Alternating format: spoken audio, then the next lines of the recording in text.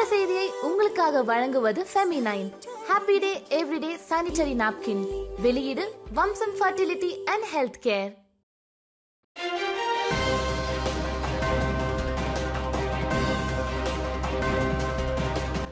வணக்கம். திசைகளின் 10 மணி செய்திகள். வளர்ச்சி பாதையை நோக்கி மலேசியாவும் இந்தியாவும் ஒன்றிணைந்து பயணம். இலக்கவியல், சுற்றுலா, சுகாதாரம், மருந்தகம், ஆயுர்வேத மருத்துவம் மற்றும் வெளிநாட்டு பணியாளர்கள் ஆகிய துறைகளில் மலேசியா மற்றும் இந்தியாவிற்கிடையே மொத்தம் 7 புரிந்துணர்வு ஒப்பந்தங்கள் MOU கையெழுத்திடப்படும் என்று தெரிவிக்கப்பட்டுள்ளது. அதன்படி மலேசியா தகவல் தொழில்நுட்பம் மற்றும் இலக்கவியல் சார்ந்த துறைகளில் நிபுணத்துவம் பெறும் என்று எதிர்பார்க்கப்படுகிறது. அது மட்டுமின்றி மலேசியாவில் ஒரு தொழில்நுட்ப நிறுவனத்தை நிறுவ வேண்டும் என்ற இந்தியாவின் ஆலோசனை இன்னும் இரு நாடுகளுக்கும் இடையிலான கலந்துரையாடல் கட்டத்தில் உள்ளதாக கூறப்படுகிறது. மேலும் நாளை தொடங்கி ஆகஸ்ட் 21ஆம் தேதி வரை பிரதமரின் இந்தியாவிற்கு செல்லும் உத்தியோக ரீதியிலான பயணம் 2022ஆம் ஆண்டில் அரசாங்கத்தை வழிநடத்த தொடங்கியதற்கு பின் மேற்கொள்ளப்படும் முதல் பயணமாகும். அந்த வகையில் மலேசியா இந்தியா இடையிலான உறவை வலுப்படுத்துவதற்கான முக்கிய தொடக்க புள்ளியாக பிரதமரின் பயணம் அமையும் என்று நம்பப்படுகிறது. இந்நிலையில் மலேசியாவில் தங்கள் தொழில்துறைகளை விரிவுபடுத்த விரும்பும் இந்தியாவில் உள்ள நிறுவனங்களுடனும் அதன் பிரதிநிதிகளுடனும் பிரதமர் டத்தோஸ்ரீ அன்வர் இப்ராஹிம் சந்திப்பு நடத்துவார் என்று தெரிவிக்கப்பட்டுள்ளது. அது மட்டுமின்றி இரு நாட்டு பிரதமர்களுக்கிடையே கலந்தாலோசிக்கப்படும் விடயங்கள் மலேசியாவின் வளர்ச்சிக்கு துணை புரியும் என்பதில் ஐயம் இல்லை. இதனிடையே பிரதமரின் இந்தியா பயணத்தில் மயிகா தலைவர் தான் ஸ்ரீ எஸ் விக்னேஸ்வரன், இந்திய சமூக உருமாற்று பிரிவு மித்ராவின் தலைவர் பி பிரபாகரன், மனிதவள அமைச்சர் டத்தோஸ்ரீ ஸ்டீவன் சிம் உட்பட பல அரசியல் தலைவர்களும் அமைச்சர்களும் கலந்து கொள்ளவிருப்பதாக தகவல் வெளியிடப்பட்டுள்ளது. வரும் செப்டம்பர் 28ஆம் தேதி நடைபெறவுள்ள மக்கோத்தா மாநில சட்டமன்ற இடைத்தேர்தலில் அம்னோ வேட்பாளர் போட்டியிடுவார் என்ற ஒற்றுமை அரசாங்கத்தின் முடிவை ஜோஹோர் அமானா நெகாரா கட்சி ஏற்றுக்கொண்டுள்ளது. பக்கத்தான் ஹராப்பானின் உறுப்பு கட்சி என்ற அடிப்படையில் அம்னோ வேட்பாளரின் வெற்றிக்காக தேர்தல் பிரச்சாரத்தில் அமானா நெகாரா கட்சி உதவும் என்று அதன் தலைவர் அமினுல் ஹுடா ஹசன் உத்தரவாதம் அளித்துள்ளார். முன்னதாக மக்கோத்தா மாநில சட்டமன்ற இடைத்தேர்தலின் முன்கூட்டியே வாக்களிப்பு தேதி முறையே செப்டம்பர் 14 மற்றும் 24 என நிர்ணயிக்கப்பட்டது. தேர்தல் பிரச்சாரத்தின் போது இனம், மதம், ஆட்சியாளர்கள் குறித்த 3-6 விவகாரங்கள் சார்ந்த அவதூறான கருத்துக்களை வெளியிட வேண்டாம் என்று பஹாங் பக்கான் அம்னோ அனைத்து அரசியல் தலைவர்களுக்கும் நினைவுறுத்தியுள்ளது. அண்மையில் இடைத்தேர்தல் பிரச்சாரத்தின் போது தான் ஸ்ரீ முஹிடின் கியாசின் வெளியிட்ட கூற்று ஏற்புடையதல்ல என்றும் அத்தகைய கூற்று நாட்டின் அரசமைப்பின் நம்பகத்தன்மையை பாதிக்கும் என்று பக்கான் அம்னோ தலைவர் டத்தோ முகமது ஃபஹருடீன் முகமது ஆரிஃப் தெரிவித்துள்ளார்.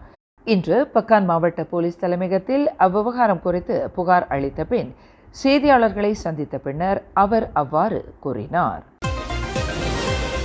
கிளாந்தான் நங்கிரி மாநில சட்டமன்ற இடைத்தேர்தலில் 3R எனப்படும் இனம், மதம், ஆட்சியாளர்கள் குறித்த அவதூறு கூற்றை வெளியிட்டது தொடர்பாக பரிகத்தான் நேஷனலின் தலைவர் தான் ஸ்ரீ முஹிடின் கியாசின் மீது 28 போலீஸ் புகார்கள் அளிக்கப்பட்டுள்ளன.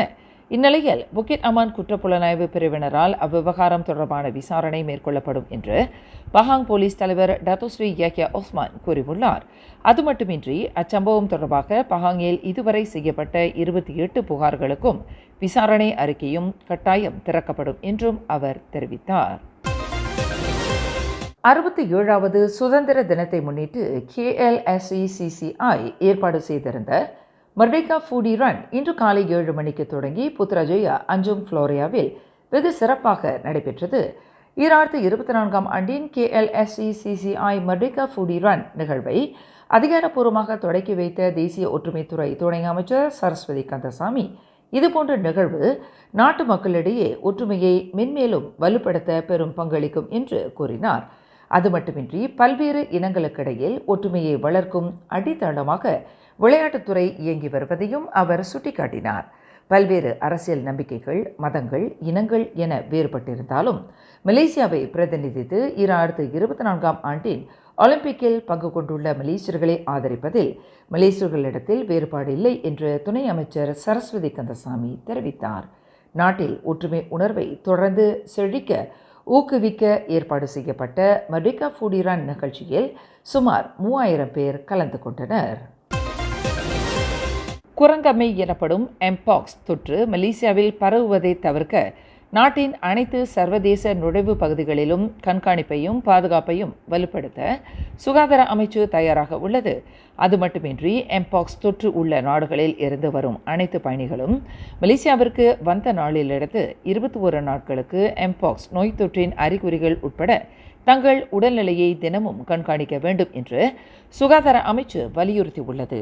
அதேவேளை தோளில் சொறி அல்லது கொப்பளங்கள் தென்பட்டால் உடனடியாக அருகில் உள்ள சுகாதார நிலையத்திற்கு சென்று பரிசோதனை மேற்கொள்ளுமாறு பொதுமக்களுக்கு அறிவுறுத்தப்பட்டுள்ளது. விளையாடச் சென்று காணாமல் போன 10 வயது சிறுமி சடலமாக மீட்கப்பட்டதை அடுத்து அச்சிறுமி பாலியல் வல்லுறவுக்கு உட்படுத்தப்பட்டு கொலை செய்யப்பட்டிருப்பது உடற்கூறு ஆய்வில் தெரிய வந்துள்ளது.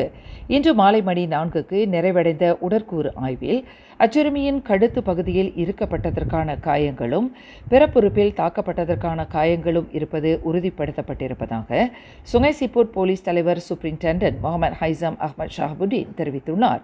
இந்நிலையில் அச்சம்பவம் தொடர்பாக இன்று மாலை 5:30 மணிக்கு பாதிக்கப்பட்டவருக்கு இரத்த தொடர்பு உறவு உள்ள 27 வயது ஆடவரை போலீஸ் கைது செய்துள்ளது. இரவல் வாங்கிய மோட்டார் சைக்கிளை திருப்பி கேட்ட நண்பனை 4 முறை கத்தியால் குத்தி தப்பி ஓடிய ஆடவருக்கு போலீஸ் வலை வீசியுள்ளது. கோலாலம்பூர் செமஞ்சே அடுக்குமாடி குடியிருப்பில் நேற்று மாலை மணி 2:51க்கு நேர்ந்த அச்சம்பவத்தில் 23 வயது இளைஞர் காயங்களுக்கு இலக்காகி தற்போது காஜாங் மருத்துவமனையில் சிகிச்சை பெற்று வருகிறார். பாதிக்கப்பட்டவருக்கும் சந்தேக நபருக்கும் மோட்டார் சைக்கிள் தொடர்பாக ஏற்பட்ட தவறான புரிதலே அச்சம்பவத்திற்கு காரணமாக இருக்கலாம் என்று போலீஸ் சந்தேகித்திருப்பதாக காஜாங் போலீஸ் தலைவர் assistant commissioner Nasron Abdul Yusuf கூறியுள்ளார். முறையான ஓட்டுநர் உரிமம், வாகன சாலை வரி மற்றும் காப்பீட்டு ஆவணம் இல்லாமல் 16 வயதுக்குட்பட்ட பிள்ளைகளை மோட்டார் சைக்கிள் ஓட்ட அனுமதிக்கும் பெற்றோர்கள் மீது கடும் நடவடிக்கை எடுக்கப்படும் என்று எச்சரிக்கை விடுக்கப்பட்டுள்ளது. வயது குறைவான பிள்ளைகளை கவனிப்பது பெற்றோர்களின் முக்கிய கடமை என்பதை புக்கிட் அமான் போக்குவரத்து புலனாய்வு மற்றும் அமலாக்கத்துறையின் இயக்குநர் டத்துஸ்ரீ முகமது யூஸ்ரி ஹசன் பஸ்ரி சுட்டிக்காட்டியுள்ளார். இதற்கிடையில் கடந்த புதன்கிழமை அல்மினா பிசினஸ் பார்க் சாலையில் வீலி சாகசத்தில் ஈடுபட்டு விபத்துக்குள்ளாகி உயிரிழந்த 13 வயது இளைஞர்களின் பெற்றோரிடம் தீவிர விசாரணை மேற்கொள்ளப்பட்டு வருவதையும் அவர் உறுதிப்படுத்தினார். 2019ஆம் ஆண்டு ஜனவரி தொடங்கி கடந்த மே மாதம் வரையிலான காலகட்டத்தில் முறையான காப்பீடு மற்றும் சாலை வரி இல்லாத வாகனங்களை உட்படுத்தி 46,571 சாலை விபத்து சம்பவங்கள் பதிவாகியிருப்பது குறிப்பிடத்தக்கது. கிராப் இ-ஹெயிலிங் ஓட்டுநரையும் பயணி ஒருவரையும் உட்படுத்தி சமூக ஊடகங்களில் பரவலான கடத்தல் தொடர்பான தகவல் உண்மை இல்லை என்பதை போலீஸ் உறுதிப்படுத்தியுள்ளது. சம்பந்தப்பட்ட கிராப் ஓட்டுநர் சாலை சீரமைப்பு பணியின் காரணமாக தனது பயணியிடம் தெரிவிக்காமல் பாதையை மாற்றியதால் ஏற்பட்ட தவறான புரிதலே அச்சம்பவத்திற்கு காரணம் என்று வடக்கு ஜோகர் பாரு போலீஸ் தலைவர் அசிஸ்டன்ட் கமிஷனர் பல்பீர் சிங் மஹிந்தர் சிங் தெரிவித்துள்ளார். அச்சமயத்தில் வாகனத்தில் இருந்த பயணியும் பயத்தில் வாகனத்தில் இருந்து வெளியில் குதித்திருப்பது விசாரணையில் கண்டறியப்பட்டுள்ளது. முன்னதாக கடந்த ஆகஸ்ட் 11ஆம் தேதி மாலை மணி 4:50க்கு தமன் சரோஜாவில் பெண் பயணியை கிராப் ஓட்டுநர் ஒருவர் ஏற்றிச் சென்றது குறித்து போலீஸ் புகார் அளிக்கப்பட்டிருந்தது.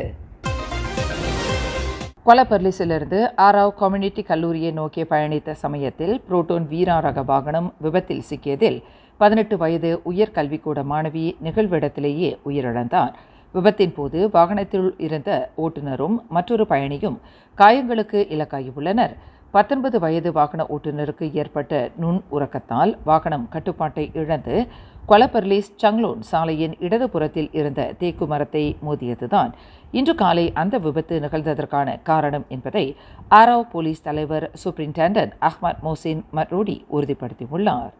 மேலும் செய்திகளை தெரிந்து கொள்ள கீழே இருக்கும் பெல் பட்டனை அழுத்துங்கள். உங்கள் மகிழ்ச்சியை வெளிப்படுத்த லைக் மற்றும் ஷேர் செய்யுங்கள். தொடர்ந்து திசைகளோடு இணைந்திருக்க சப்ஸ்கிரைப் செய்யுங்கள்.